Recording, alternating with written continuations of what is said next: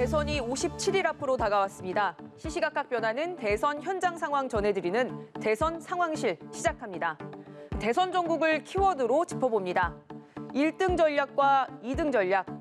지지율과 위치에 따라서 대선 후보들이 가동하는 전략은 달라집니다.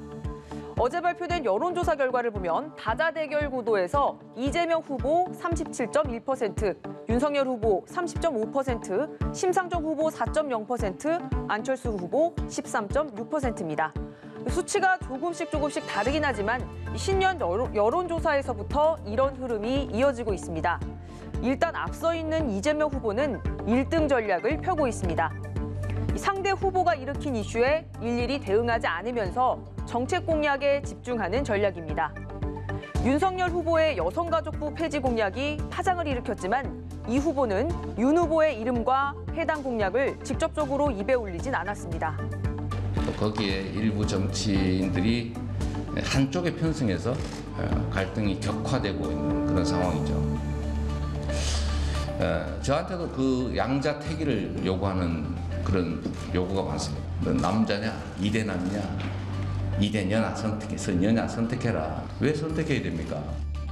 2030의 화약고인 젠더 이슈에서 어느 한편으로 말려들지 않겠다는 건데 이 후보는 젠더 이슈가 불거질 때마다 갈등의 원인은 저성장으로 인한 기회 부족과 경쟁 격화에 있기 때문에 이 성장 회복에 역량을 집중하자는 입장을 내놓고 있습니다.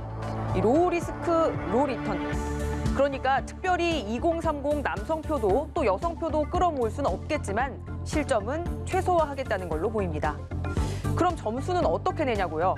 민주당 선대위 관계자는 공약으로 한 점 한 점, 지지율도 1%포인트, 2%포인트씩 조금씩 올리겠다고 밝혔습니다. 이 후보도 자주 하는 말인데 티끌 모아 태산을 향하는 겁니다.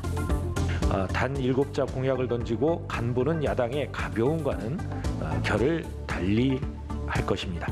저희는 보다 진중하게 코로나19, 저성장 양극화, 그리고 기후 위기와 글로벌 패권 경쟁 등 4대 위기에 신속히 대응할 수 있는 경제 정책을 선보이도록 하겠습니다. 민주당 내부 분위기는 말조심, 입단속으로 요약됩니다. 특히 SNS 설화를 경계하는 분위기가 강해서 민주당 대표 SNS 워리어들 요새 조용합니다. 이 멸공 후폭풍이 이어지고 있는 상황에서 이재명계 좌장인 정성호 의원은 비판도 불매운동도 중단하자고 촉구했습니다.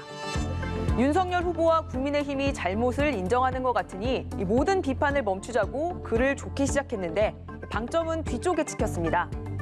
멸공에 반응하는 건 색깔론으로 지지자를 결집하려는 국민의힘의 음모에 말려드는 일이다. 이재명 후보는 경선 초반 1등 전략을 펴다가 김 빠진 사이다다, 부자 몸조심한다는 비판을 받고 동시에 지지율이 주춤하자 사이다 복귀를 선언했었죠. 1등 전략을 언제까지 펴냐, 지지율에 달렸습니다. 이번엔 윤석열 후보로 넘어갑니다. 전열 재정비를 마친 윤석열 후보는 적극적인 공격으로 지지율을 회복하려는 2등 전략을 펴고 있습니다. 지난 금요일 여성가족부 폐지, 이 7글자 짧고 강렬한 메시지로 변화를 알렸습니다. 왜 폐지인지 어떻게 할 건지 추가 설명 없이 병사봉급 월 200만 원, 다음 메시지가 이어졌습니다. 하이리스크 하이리턴, 논란을 불러일으키더라도 2030 남성이란 타깃을 명확히 해서 수익률을 높이겠다는 전략으로 보입니다. 이준석 대표는 윤 후보 공약을 바탕으로 여론의 전장이 형성되는 건 좋은 변화라면서 이 전장을 얼마나 발굴할 수 있는지가 관건이라고 밝혔습니다. 속도도 굉장히 빨라졌습니다. 7자 공약 다음 날인 지난 토요일부터 59초 공약을 시작했습니다. 아니 억대 수입자 10대 중 6대가 법인 차량이래요. 개인 용도인데 탈세를 위해 법인이 구매하는 거죠. 어떻게 하면 좋을까? 좋은 방법 없어요? 법인 차량 번호판을 일반 차량과 다르게 색상을 넣는 거예요. 끝부분에는 이렇게 소화제 광고를 패러디한 윤 후보 영상이 들어가고요. 단번에 이해할 수 있도록 공약을 쉽게 풀어낸 겁니다. 유권자들의 질문을 받아 후보 대신 대답하는 AI 윤석열도 적극 활용하는데요. 소통이 된다, 친근하다는 이미지를 만들어가는 겁니다. 저는 멀리서 두 분을 응원하겠습니다. 에너지 넘치게 파이팅! 감사합니다. 청년층 반응은 좋지만 공약 내용이 충분치 않거나 구체적이지 않은 점, 또 가볍게 흐를 수 있다는 점은 문제로 지적됩니다. 윤 후보는 이런 행보가 2030만 타겟으로 하는 건 아니라고 밝혔습니다. 저는 그 2030을 타겟으로 해서 그들의 표심을 얻겠다고 말씀드린 적이 단 한 번도 없습니다. 청년 병사들에게만 이걸 예외로 두는 것은 더 이상 국민들이 이거는 상식과 공정에 부합한다고 받아들이지는 않으십니다. 이와 동시에 윤 후보는 우리나라 잠재 성장률 목표치를 4%로 제시하는 국정 운영 비전을 발표했습니다. 이재명 후보는 세계 5대 경제 강국, 국민소득 5만 달러, 코스피 5천 시대, 그리고 윤석열 후보는 잠재 성장률 2%에서 4%로 두 후보의 거시경제 목표치가 나왔습니다. 이재명, 윤석열 두 캠프 모두 이번 선거의 큰 흐름은 2월 초 설 명절을 기점으로 판가름이 날 걸로 보고 있습니다. 이 설에 형성될 여론이 전국적으로 판세를 좌우하고 부동층 표심에도 영향을 주기 때문입니다. 이 명절이 지나고 2월 15일부터는 공식 선거운동이 시작되기 때문에 지금부터 설 명절 직후까지 4주가 관건입니다.